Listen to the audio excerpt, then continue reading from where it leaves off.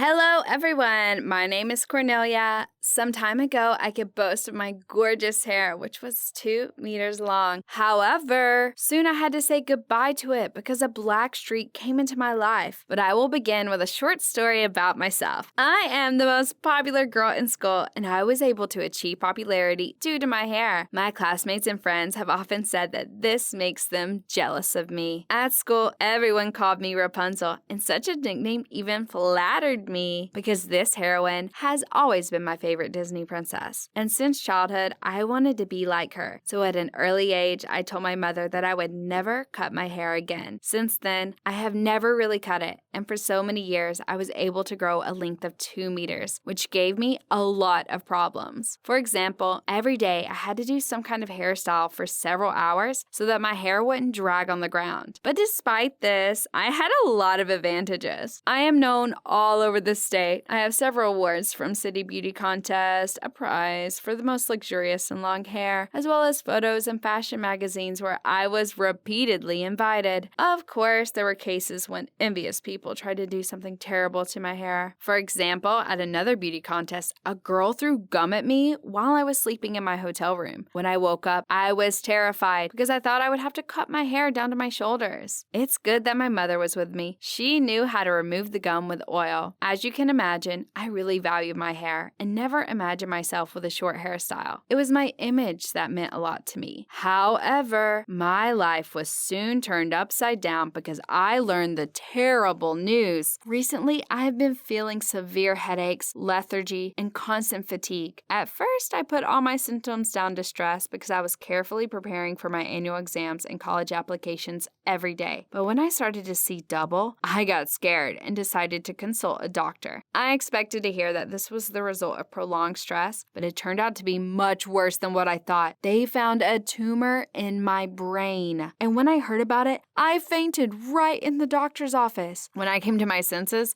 I hoped that the diagnosis was just a work of my imagination, but unfortunately, my hopes did not come true. The doctor explained to me that my life was not in danger and that the tumor could be removed, which of course made me happy. However, what I heard next shocked me. For successful treatment, I had to go through chemotherapy and surgery. When I realized that I would have to say goodbye to my hair, I couldn't gulp down my tears. The doctor immediately gave me a sedative and also set a date for chemotherapy. I walked home in a daze.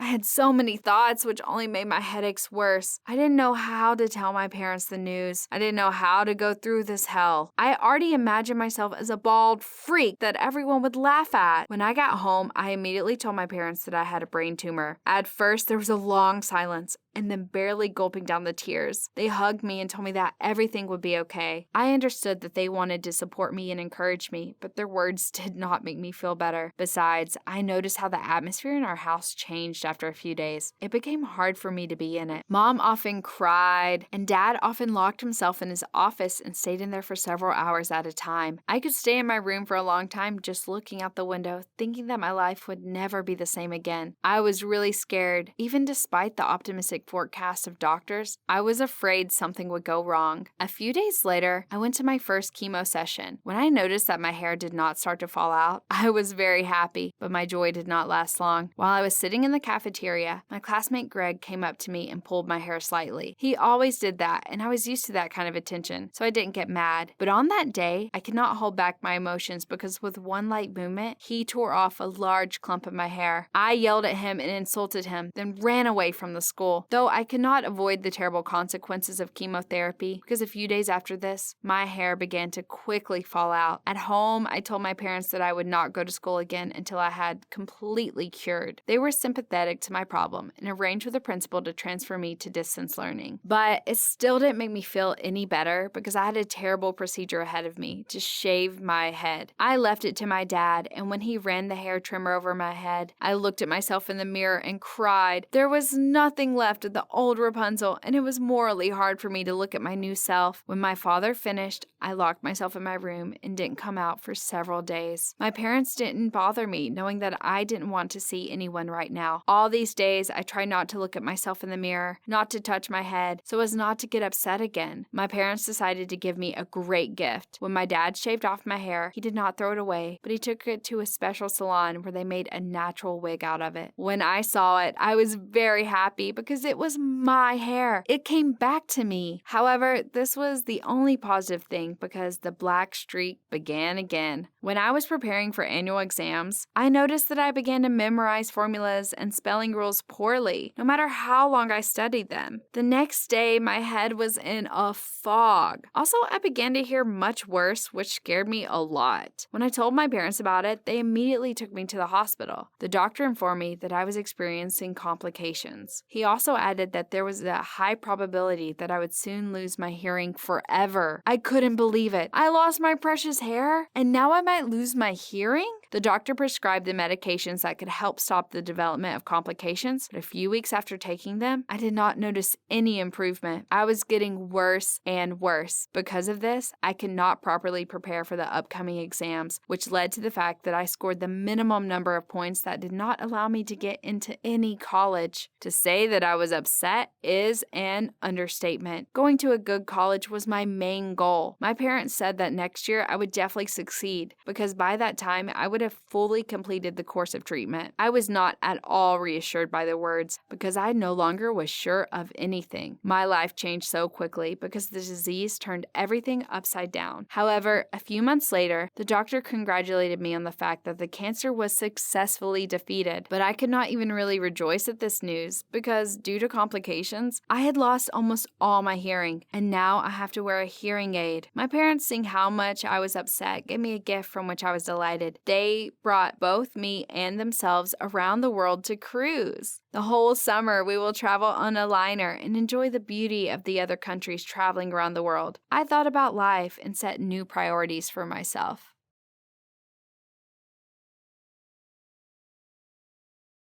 Hey, my name's Ellie, and I have hypnosis techniques. I practice with my teachers. Well, until recently. Now I'll tell you what happened. My grandma is a practicing psychotherapist, and sometimes she uses hypnosis in her work. It was always interesting for me to spy on my grandma, and I tried to remember what she was doing and how to do it. For a long time, I thought this process was just a game. But once, at a literature lesson, I got so bored, I decided to try to hypnotize our teacher. I got into her consciousness and repeated, "Let us go, let us go." And to my surprise, the teacher suddenly said, "Lesson's over. Goodbye." She looked very strange, but my classmates decided she felt ill, though I knew it was my hypnosis. It was a victory. I ran along the street and felt mighty. Of course, I didn't tell my grandma. I knew she would be very angry with me if she found out about it. But I didn't want to be scolded, so I was happy in my mind that I could control my teacher. My life has changed a lot since that day. I started to practice hypnosis with my teachers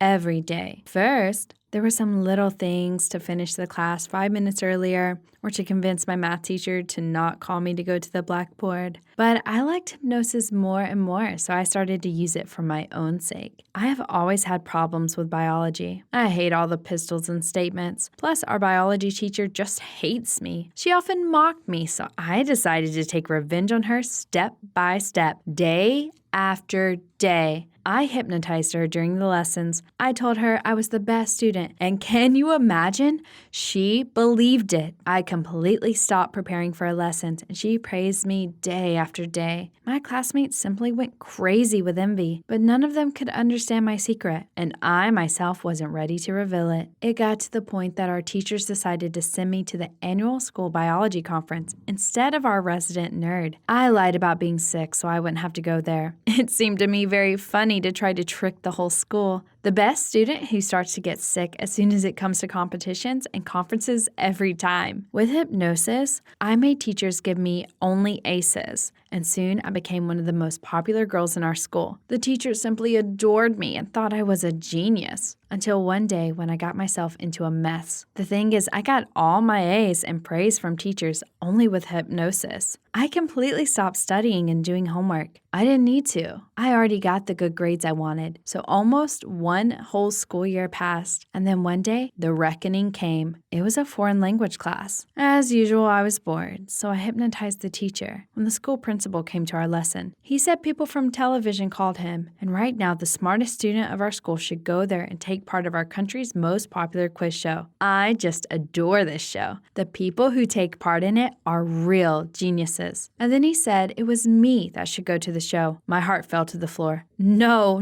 I can't, I said. Of course you can, the principal answered. You have the best academic performance at school. I'm sure you can win, and we will all be proud of you. I just panicked. I tried to lie about my teeth hurting and then that I had a stomach ache, but no one listened to me. I would be accompanied by 2 teachers, so the principal sent us to the studio where the program took place. There were lots of viewers and the channel operators and a lot of cameras, and they were all directed at me. I didn't know what to do. First, the host talked about my outstanding performance, and then she started to ask questions from last year's school program. At first, they were very easy, but I couldn't even answer them. Then the questions became more and more difficult, and of course, I couldn't cope with them either. For the whole year, I hadn't opened a book at all. It was just awful. I blushed. I couldn't answer a single question. The audience was buzzing. The host and my teachers didn't understand what was happening. I wanted to disappear. It's easy to hypnotize a teacher sitting in front of you, but it is simply impossible to hypnotize a multi-million army of viewers sitting in front of the TV. It was a complete failure, but that wasn't the end of the story. The next day, when I got back to school, the principal called me. He started to ask me why the smartest girl in school couldn't answer even the easiest questions. He asked me something from the school curriculum, but I only looked at him without saying a word. I tried to hypnotize him, but either because I was so nervous or because the hypnosis didn't work, I couldn't do anything. The principal was just furious. He didn't understand how it could be possible, and in the end, I had to confess to everything. How ashamed I was. So he called my parents to school, and all my year-long cheating was revealed. My grandma was the most angry. She didn't understand how a kid could master hypnosis better than her. Fortunately, the principal was kind to me, and he didn't expel me, but I did have to repeat the year. It was very humiliating. I turned out to be the oldest in my new class, and my friends from my last class now make fun of me all the time and call me a repeater. But it was a good lesson for me. I don't even want to think about hypnosis anymore, but our principal no longer trusts me, so he checks my knowledge in all subjects personally every week. And so far, I'm a student without any hypnosis.